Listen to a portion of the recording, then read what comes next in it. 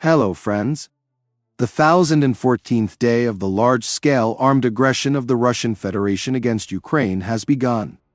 According to the General Staff of Ukraine, a total of 201 combat clashes were recorded over the past day. According to updated information, yesterday the enemy launched 2 missile and 35 air strikes on the positions of Ukrainian units and populated areas, used 3 missiles and dropped 53 guided air bombs. In addition, it carried out more than 5,000 attacks, 141 of which were from multiple launch rocket systems, the General Staff reports. Over the past 24 hours, Russian troops advanced in the village of Stari Terny, which is key to the defense of Kurakhove. Judging by the deep state map, fighting is already underway throughout the village and part of it has been captured. As the Ukrainian military has repeatedly written, the fall of Stari Terny, which overlooks the dam of the Kurakhove Thermal Power Plant, will make the defense of the industrial zone of the power plant extremely problematic. With the loss of the industrial zone, Kurakhove itself will most likely be lost. In Kurakhove itself, there are battles for the central part. In the south of the city, the enemy destroyed our equipment and is trying to advance below to get behind the high-rise buildings. We will be able to hold back the western private, unless of course there is an attack from the rear and the communications are cut off.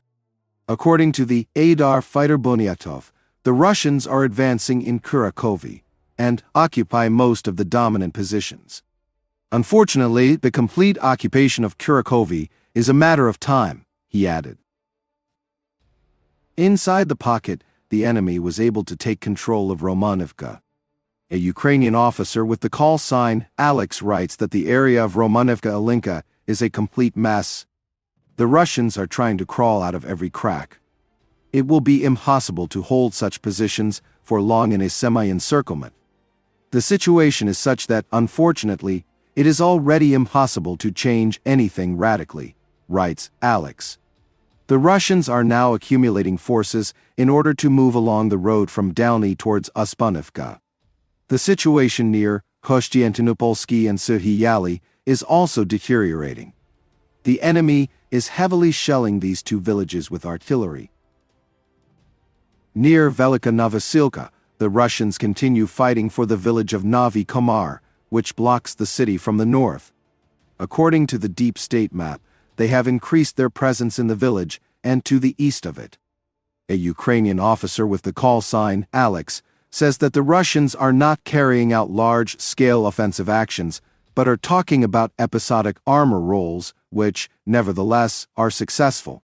Earlier, Russian telegram channels wrote that success in Velyka Novosilka was achieved, among other things, because a number of Ukrainian strongholds were practically empty.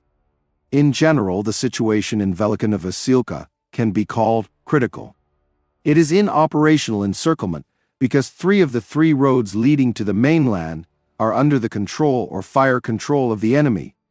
Logistics through the fields is still possible, but it is not reliable. Now for the good news.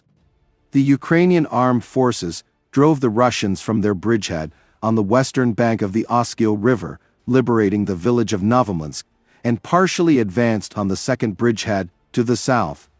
The assault began in the morning with the formation of a column of equipment with landing troops, which crashed into the central positions of the enemy.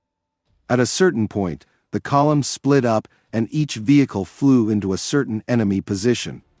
Having suppressed the enemy with fire and pinned them down in shelters, the assault groups landed and made a dash for the enemy trenches.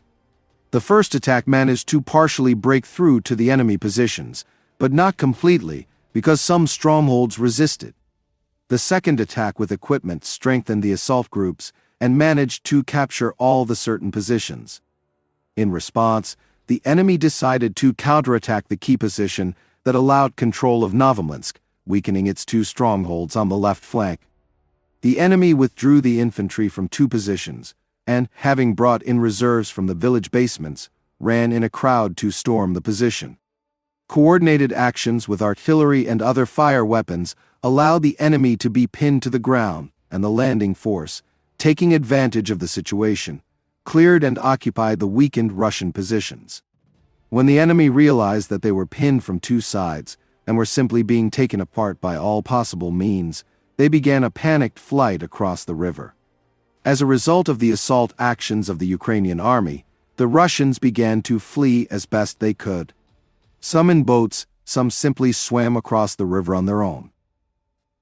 Friends, this channel exists solely thanks to your support. If you have the opportunity and desire to support the channel, I will be very grateful to you. Thank you very much and see you in the next video.